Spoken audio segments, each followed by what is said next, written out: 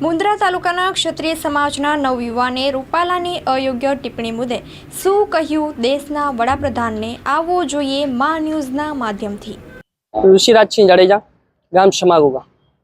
હાલમાં જે વિવાદ ચાલી રહ્યો છે, કેન્દ્રીય લેવલના વ્યક્તિ અને ખૂબ જ સિનિયર આગેવાન હોય તેવા પરસોત્તમભાઈ રૂપાલા, જે હાલમાં લોકસભાની ચૂંટણી ચાલી રહી છે ત્યારે રાજકોટ બેઠક પરથી ઉમેદવારી નોંધાવી છે અને તેઓ ચૂંટણી લડી રહ્યા છે। ત્યારે ચૂંટણીની સભામાં તેઓએ એક ક્ષત્રિય સમાજ વિશે ખૂબ જ અભદ્ર ટિપ્પણી કરી છે।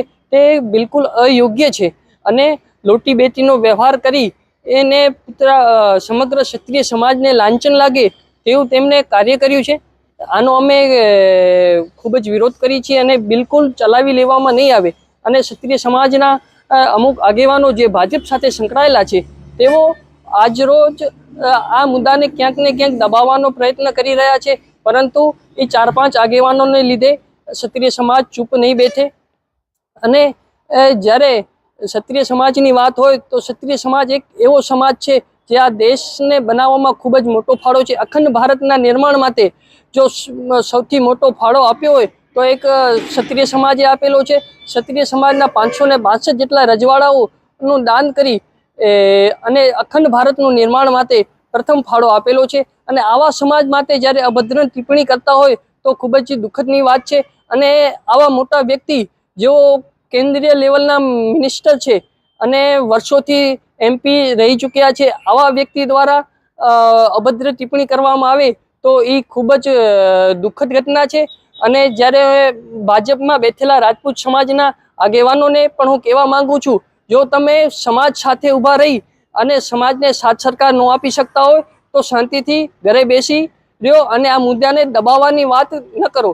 આ મુદ્દાની દબાવવાની કોશિશ જે તમારા દ્વારા કરવામાં આવે છે એ બિલકુલ અયોગ્ય છે અને અમારી સ્પષ્ટપણે માંગ છે કે પરસોત્તમભાઈ રૂપાલાની રાજકોટ બેઠક ઉપરથી ટિકિટ જે ભાજપે આપી છે તે રદ થવી જોઈએ।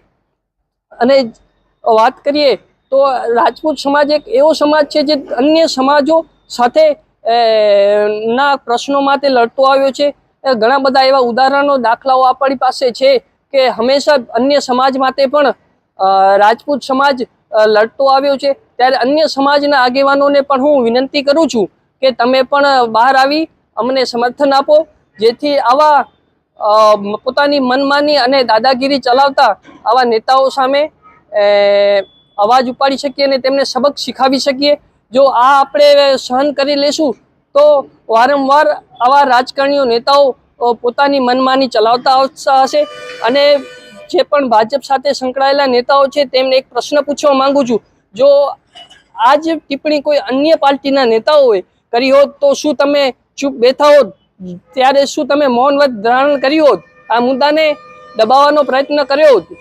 વડાપ્રધાન આપણા બેટી બચાવો બેટી પઢાઓ અને માનનીય વડાપ્રધાન શ્રી નરેન્દ્રભાઈ મોદી બેટી બચાવો બેટી પઢાઓ અને નારી સુરક્ષાના નારાઓ કરતા હોય છે અને નારીઓ માટે ખૂબ જ કામ કરવાની જ્યારે વાતો કરતા હોય છે, પરંતુ તેમને કહેવા માંગુ છું, આ તમારી પાર્ટીનો જ એક નેતા છે અને તમારી સાથે સંકળાયેલા જે આગેવાનો છે, તો ત્યારે તમારી ફરજ છે કે આવા નેતાઓની ટિકિટ રદ કરી તેઓને ઘરે બેસાડવા જોઈએ, ત્યારે જ અમને ન્યાય મળશે।